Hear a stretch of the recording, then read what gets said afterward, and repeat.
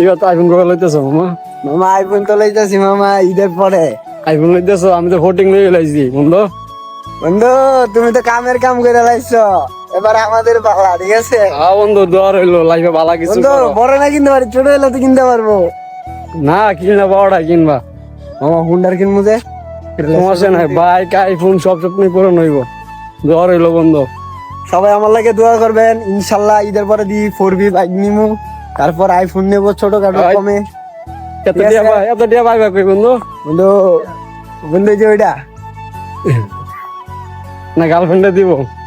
না, গার্লফ্রেন্ড আশা করি না, বাপ মা দিব, ইনশাল্লাহ দোয়া করি 2 লাখ টাকা